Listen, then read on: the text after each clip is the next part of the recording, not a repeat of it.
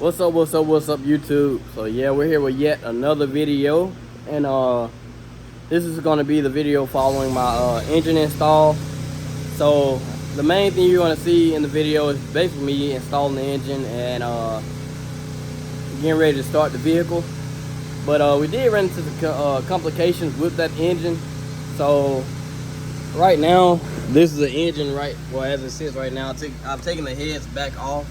So that I can see what's actually going on, because I looked over everything on the car and I saw that I was having a crank issue. We're basically like building up. So yeah, so basically what I was doing, the car was popping and it wasn't building up compression when I went to start it. Checked all the grounds, all the wires, everything is on there perfectly in the right order.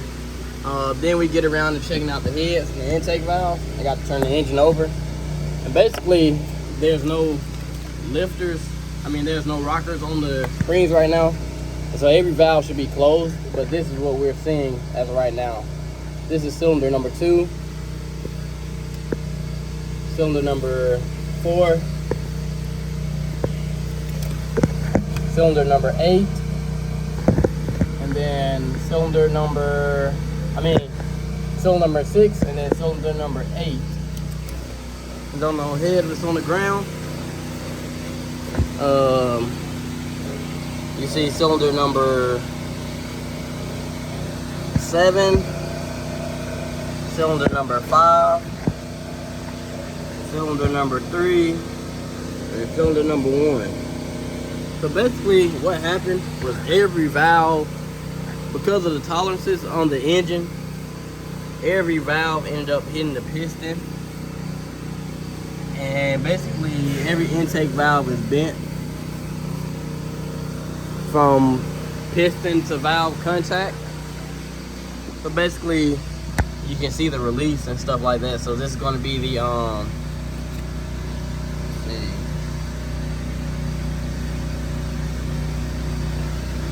so these are going to be the exhaust pistons, the exhaust valves. So it looks like the exhaust valves also made contact with the piston, but they didn't bend. So the exhaust valves hit the pistons. The intake valves hit the pistons, but I'm not sure where. But you can see it right there where it hit. You can see right there where it was hitting, and as well as there. So you can see where the exhaust made an indentation in the pistons from the clearance. So basically, I called the machine shop, and basically what they told me was that that my stock valves were about 35,000, and my the Manley Camaro valves were about 50,000.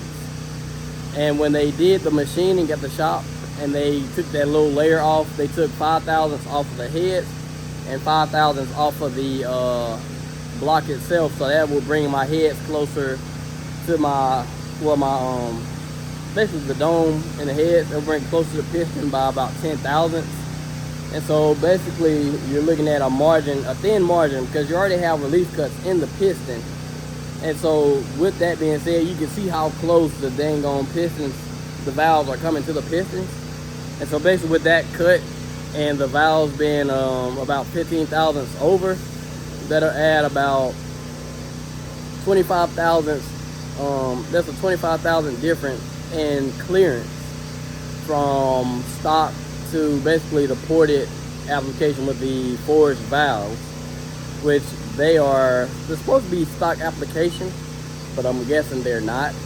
And so basically what needs to be done is either my valve release need to be cut, which if I get my valve release cut, then I'll lose horsepower, because I'll lose a little bit of airflow. Second option is also fly cutting the pistons, which I don't want to go with that route, just because I do have other plans going.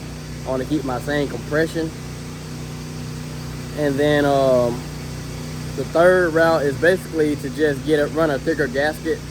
Right now we're looking at the numbers to see if I need to run about a 6 thousandths over gasket. well, yeah, head gasket, and that'll basically up my compression to about 12 to 1, if I'm not mistaken. So if I up the compression, I'll make a little bit more power. And so that's the option that I'm looking at right now, having the valves replaced and having the gaskets replaced as well with Cometic or aftermarket gaskets that are thicker. And so that's basically what we're running into. I mean, a lot of things happen. This is something that you don't expect to happen, but things happen. I don't want to blame anybody. But I mean, life goes on. So basically what'll be done now is I'll go ahead and get that stuff. Well, I'll do a little bit more research, go ahead and get that stuff ordered, and then I'll go ahead and get the valves swapped out and get the head gaskets installed. Basically put the engine back together, and hopefully we have the engine turned over. And yes, I did check timing and everything. The engine is in time. I know a lot of people are going to go to the comments and say, was the engine in time? Yes, engine is in time.